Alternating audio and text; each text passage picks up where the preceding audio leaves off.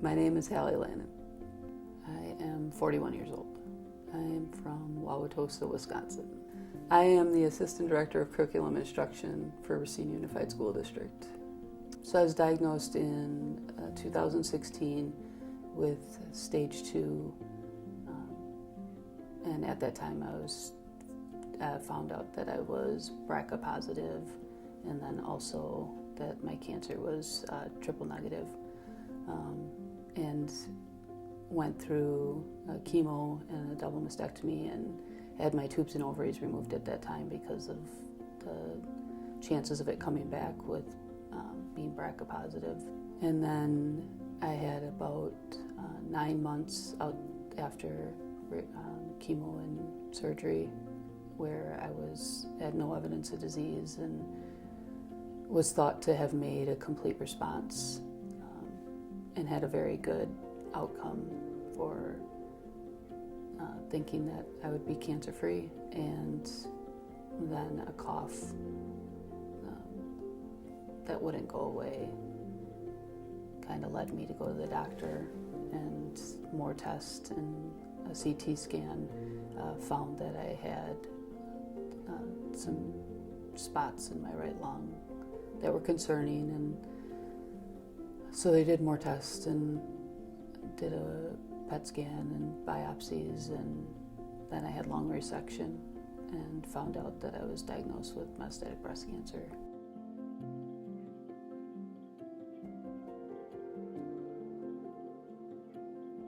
I had a wife and a son that I was gonna leave behind, and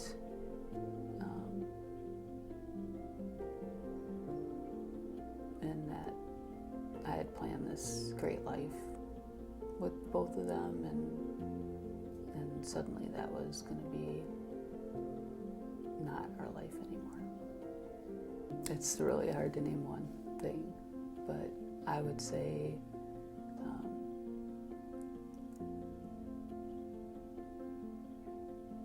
the amount of empathy that she has while I've been going through this.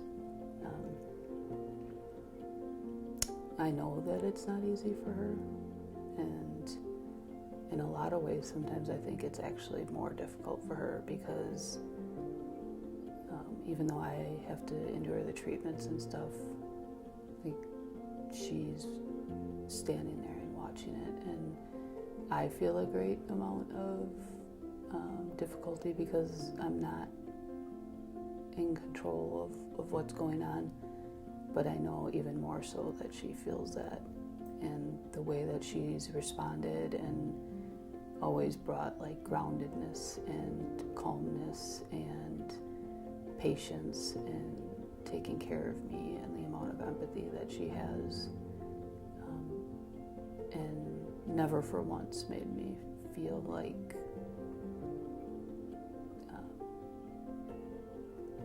that she's burdened. We are looking towards the future and working on goals, so I'm going to finish my PhD at some point. Working on it right now, and it's been a goal, and it's definitely a personal goal, but I also think a goal that Erica supports 100% and has been there on the journey, so it's kind of weirdly like we'll both be accomplishing it. So that's, a goal as personally, but I think we also have, in a lot of ways, we're looking forward to things that I think people would think is crazy as with somebody with metastatic breast cancer. So we want more children, and that is definitely something that we're exploring.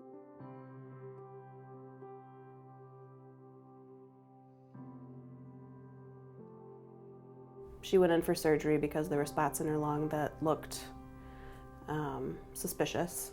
And so as much as we tried to tell ourselves that it could be something else, I think as much as I tried to ignore the fact that it was very possibly cancer, a big part of me knew. But I think a big part of it becoming real was feeling like I was losing my future with this woman I loved and wanted to spend my life with. There's a lot about Halli that's precious to me. I think through her cancer journey, one thing that's come out is she's an incredibly strong person. She always has been. She does whatever she puts her mind to. She can get through anything.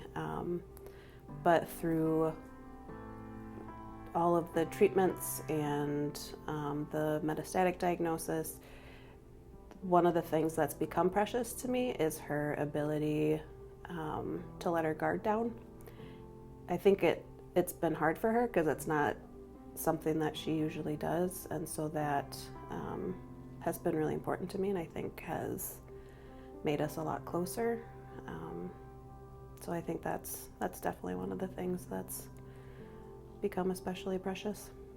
I think Hallie's done a really good job of continuing to look forward. Sometimes maybe too good of a job. I worry that she doesn't take breaks as much as she maybe should, considering what her body's going through.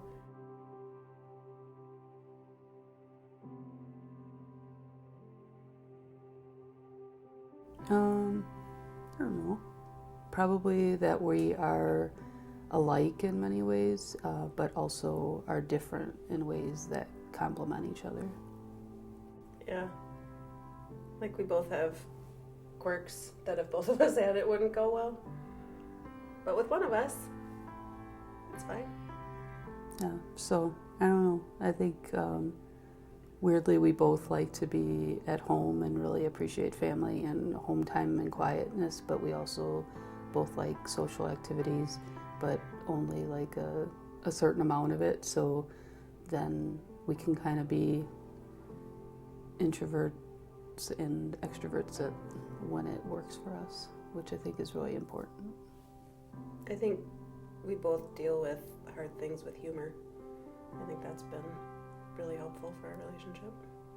Yeah, because there's been our share of hard stuff, so I think that's really good. And she keeps me grounded and really thinking about things in a different way, and challenges some closed thinking that I can get into sometimes. So I think that's really important, especially when you deal with things that are so hard. Our life before cancer, it's hard to remember because so much of our life now together has been since I've been sick, either early stage or then when I had recurrence. So I think we were much more focused on a future that was long-term and had these grander thoughts and plans that we felt like we could be kind of lackadaisical maybe in carrying out. And now when we think about things that we want to do, or trips that we want to take, or things that we want to make sure we experience together, there becomes more of an urgency on those things, and we definitely take those chances and have those experiences when we can, and value those more. Yeah, I think we've come to appreciate the little things more. Things that we maybe would have taken for granted before you got sick. I don't think we do as much anymore. So maybe a little less gratitude before. Something like that. I think one of the kind of first big struggles when Halli was going through treatment the first time is that she was diagnosed, got this terrible news, and her reaction was to kind of pull away, I think largely because she didn't want to hurt the people she cared about and was worried about the effect that the news would have on me. So that was really hard. I think that going through treatment that first time think our relationship really struggled, and for good reason.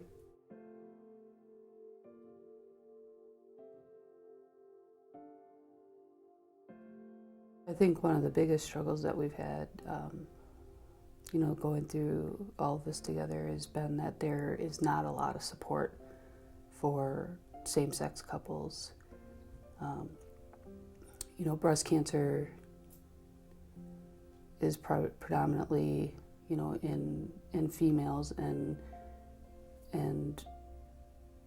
cisgender straight females are where the majority of the attention gets put sometimes.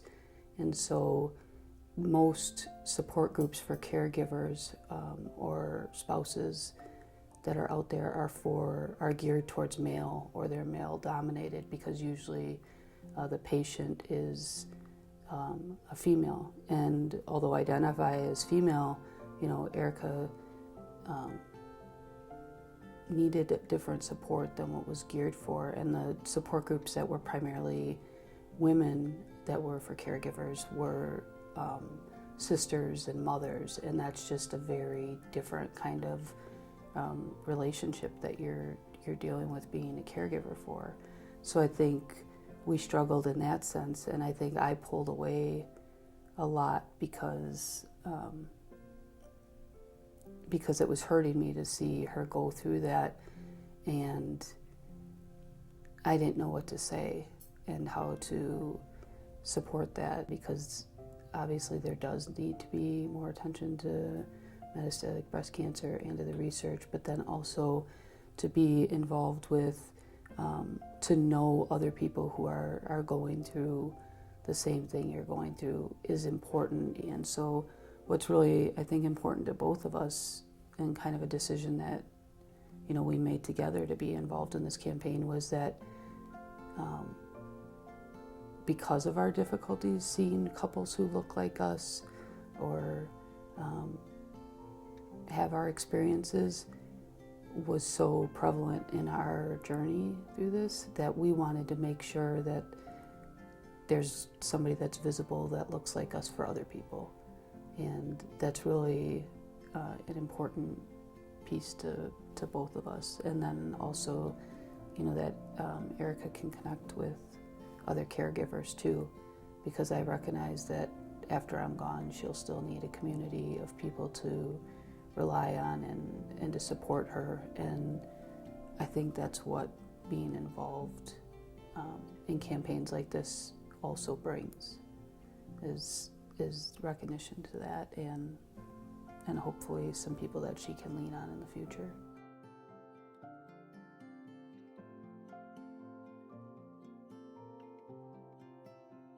I just don't feel like I really connect with the people in support groups for illness like this, especially the early stage breast cancer, I'd say. But that's been a struggle, definitely. It's been lonely at times. I guess as a caretaker, a campaign like this is important for me because it's a position that can be very invisible. It's become a large part of my identity in the last few years, but it's not a very visible part of my identity, and so it feels like recognizing people who are a big part of the journey for those going through breast cancer. So I think it's really meaningful to me to make that role more visible.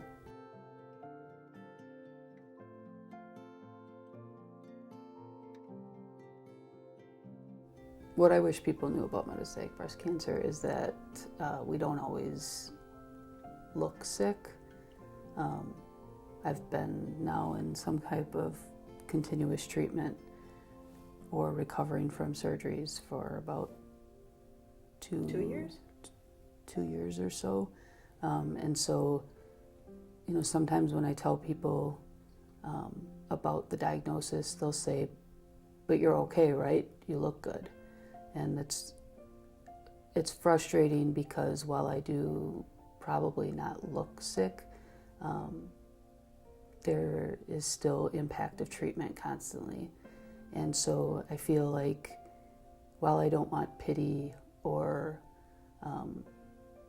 somebody to think that they need to do things for me in any way, I also don't want anybody to minimize the experience that is there and what I go through on a daily basis. And I think that is really tough because in many ways this disease can be invisible.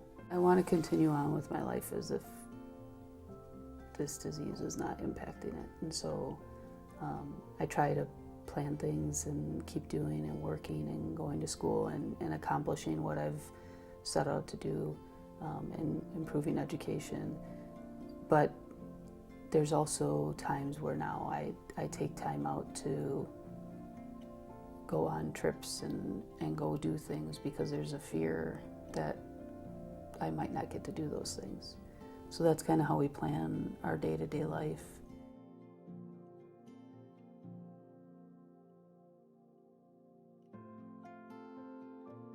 Cancer has definitely affected our sex life.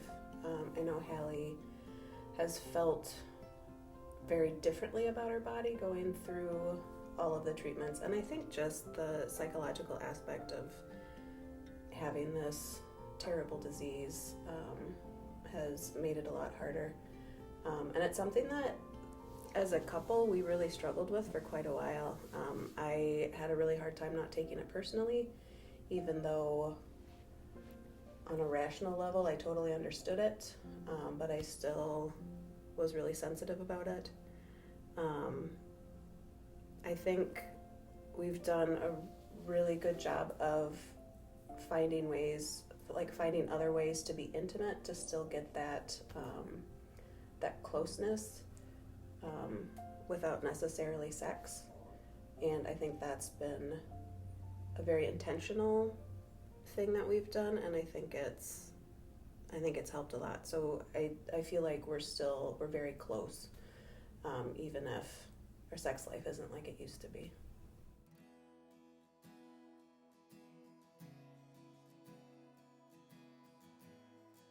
Yeah, so I do definitely think it's something that's not talked about in the community, and is very difficult because, in a very short matter of time I went through so many physical changes, and then just being in treatment constantly, there's the exhaustion and I think the biggest impact has been my own hating my body because it's trying to kill me.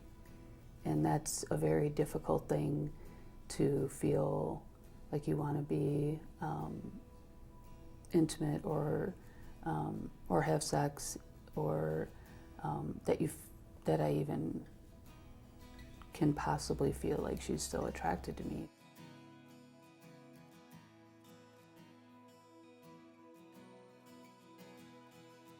We just got matching tattoos, which Erica said she would never, ever get a matching tattoo, not only with me, but with anybody. And then we were out of town last week and randomly decided to go in Des Moines, Iowa, of all places, to a tattoo shop and both get anchor tattoos because it means hope and it means steadfastness. Yeah, and which we thought was fitting. So I gave in and got a matching tattoo. I think Halli's done a really good job of continuing to look forward. Sometimes maybe too good of a job. I worry that she doesn't take breaks as much as she maybe should, considering what her body's going through. But I also think that that's very much her. And that's, I think, what she needs is to be very involved, to be in a job that challenges her. And I think without those things, she would not be doing as well mentally or emotionally. So I think that kind of living for the future has been incredibly important to her well-being, our well-being as a couple, the family.